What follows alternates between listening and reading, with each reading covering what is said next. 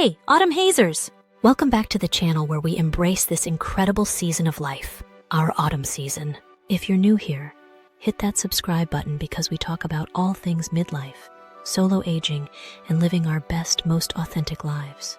I want to share 5 ways of life I've stopped doing now that I'm in my 50s.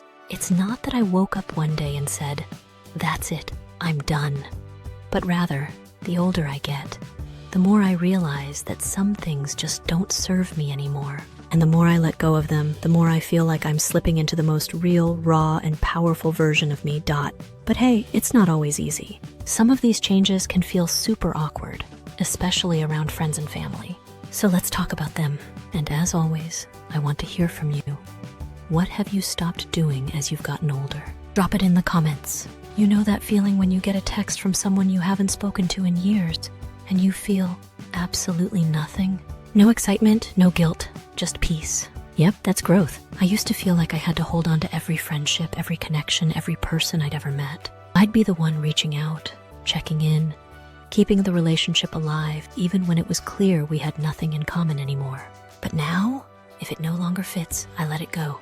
A friend from years ago suddenly reaches out, but every conversation feels like pulling teeth. Instead of forcing it, I simply let it fade without guilt, because life is too short for forced connections. I no longer bury my feelings inside to avoid discomfort. I used to be the queen of suppression.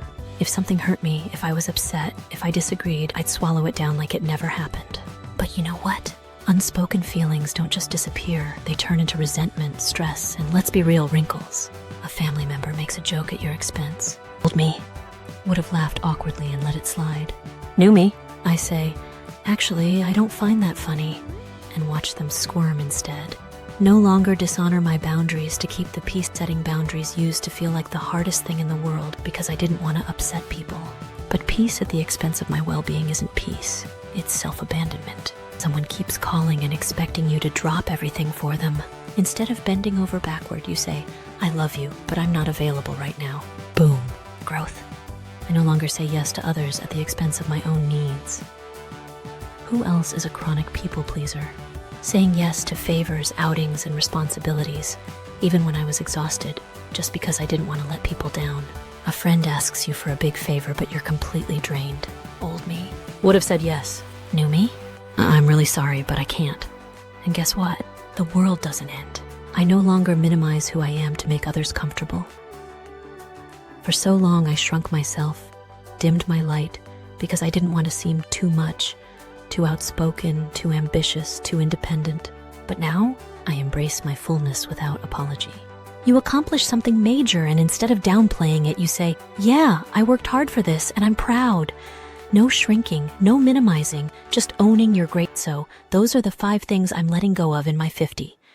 And honestly, it's been freeing.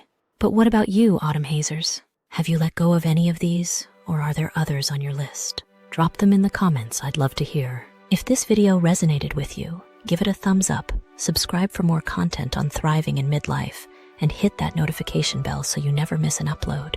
Remember, life in your autumn season is about stepping into your most authentic, powerful self. No shrinking, no holding back, just full, unapologetic you.